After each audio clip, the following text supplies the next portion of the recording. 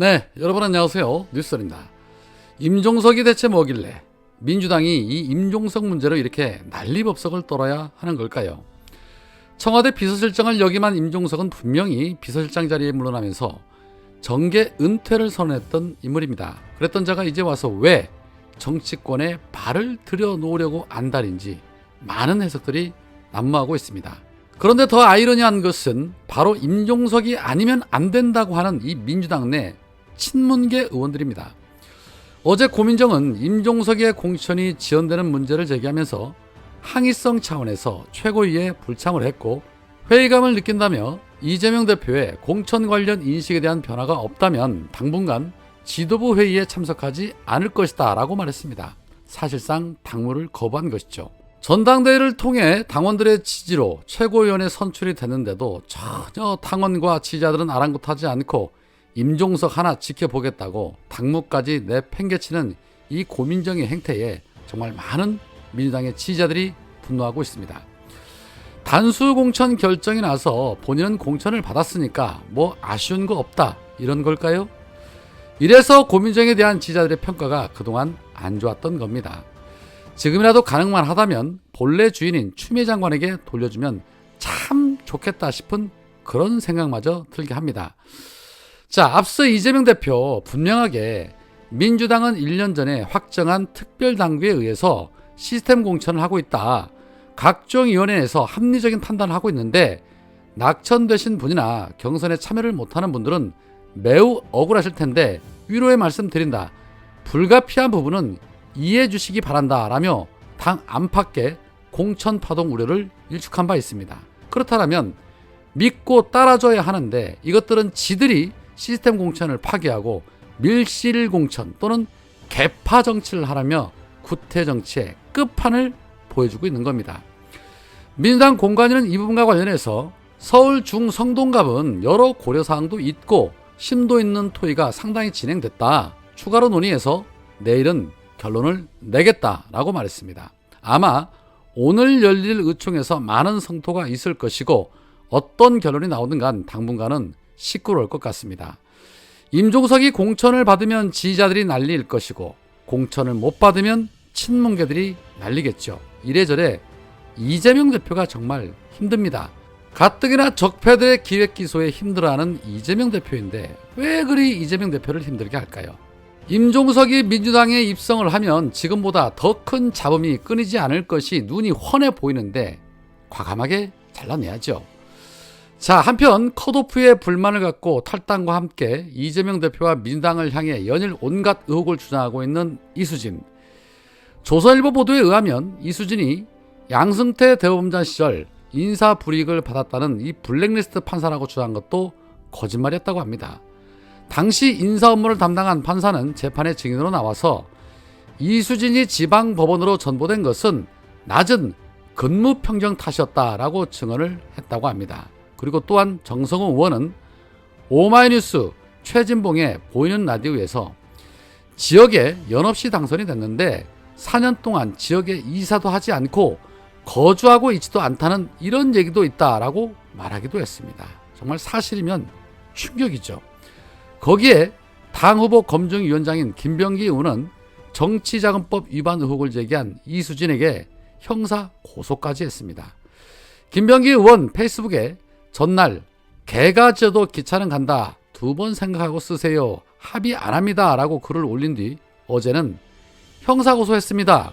이수진, 조선비즈, 이슬기 기자 등을 1차로 고소했습니다. 공관이 선거 준비로 정신없지만 선거 이후에라도 시간이 얼마나 걸리든 빠짐없이 차근차근 처리하겠습니다. 총선에 개입하고 싶었나요? 허위사실에 속아 넘어갈 유권자 없습니다. 선거에 영향을 미칠 악의적인 계획이라면 반드시 실패할 겁니다. 그리고 언론이든 개인이든 따지지 않고 끝까지 책임 묻겠습니다. 다시 한번 말합니다. 2번 생각하고 쓰세요. 라고 말했습니다. 조선비즈 기자가 지역구에서 불법 자금을 받은 뒤에 6개월 후에 돌려줬다는 의혹을 제기한 부분에 대한 고소인 겁니다. 얼마나 열이 받았으면 그랬을까요? 하고픈 말은 많으나 참겠습니다. 법적 대응을 좋아하니까 법적 대응 잘하면 될 것 같습니다. 자, 한편 디올백 수수에 이어 고급 양주까지 받았다는 김건희의 또 다른 논란에도 불구하고 시민분들의 반응은 크게 놀랍지도 않다라는 그런 분위기고, 용산궁은 아예 대꾸도 안 하고 있습니다. 그런데 그 술 윤석열이 먹었을까요? 안 먹었을까요? 그것도 대통령 기록관에 잘 보관되어 있는지 무척 궁금해지기는 하는데, 관련해서 이 김건희가 운영했던 커바나 컨텐츠 사무실을 폐쇄했다고 합니다. 디올백 논란이 불거진 데다 서울의 소리에서 계속해서 공세를 이어가자 제2의 명품백 논란을 원천적으로 차단하기 위해 조치를 한 것으로 보입니다. 이미 커바나 컨텐츠 사무실에는 전시됐던 전시물이 다 철거가 되어 있고, 새로 임차하게 될 업체 선정도 마무리가 됐다고 합니다. 압수수색에 대비해서 확실하게 정리를 하는 것이 아닌가, 그런 생각이 들기도 합니다. 김혜경 여사는 사용하지도 않은 7만 6천 원 법카 의혹으로 기소를 해놓고, 누구는 소환조사는커녕 증거인멸까지 다 해버립니다. 그렇다고 차고 넘치는 범죄 혐의와 증거가 사라지는 것은 아니죠. 총선에서 승리하면 많은 것들이 달라지는 걸 아마 맛보게 될 겁니다. 자, 한편 중앙선관위가 정당 명칭으로 조국신당은 불가하다라는 통보를 했다고 합니다. 당명 이름에 조국이 들어가면 안 된다는 것이죠. 그런데 이름이 들어가는 정치인 조국이 아닌 조상 때부터 대대로 살던 나라를 뜻하는 조국이라면 당명에 포함될 수 있다라고 설명을 하면서, 창당 준비가 사용 가능 여부를 질의한 조국의 민주개혁당, 조국민주행동당, 조국시민행동당 등의 사용은 가능하다라고 중앙선관위가 답했다고 합니다. 뭔가 느낌이 확 옵니다. 하나같이 다 민주라는 단어가 들어갑니다. 조국민주개혁, 조국민주행동. 왜 민주자가 들어가는 부분에 대해서는 사용 가능하다고 답을 했을까요? 제 개인적인 뇌피셜이지만 어떻게든 민주당과 조국신당은 같은 편이다라는 프레임을 만들고 싶은 것이 아닌가, 그런 의구심을 지울 수가 없는데, 조국 전 장관 한 매체와의 인터뷰에서 이미 국민들이 조국신당이라고 부르고 있어서 전혀 다른 이름으로 하게 되면 국민들이 연결하지 못할 가능성이 크다. 정치인 조국이 아니라 우리나라 조국으로 이해되는 당명을 선관위에 제출해야 하고 선관위와 협의 중이다라고 말했는데, 생각이 깊으신 분이니 민주라는 단어는 아마도 사용하지 않으실 거라고 봅니다. 자, 끝으로 민주당이 이번 총선 선거 공작을 대비하기 위해서 전직 국정원 요원들로 팀을 구성했다는 소식이 있었습니다. 김민석 상황실장은 최악의 관건, 검권, 공작 선거가 예상이 된다. 상황실에 국정원 선거 개입 감시팀을 구성해서 과거 댓글, 총풍, 북풍 같은 선거 공작에 대비하겠다라고 말했습니다. 팀원은 전부 25년 이상 국정원 경력자로 구성하기로 했다고 합니다.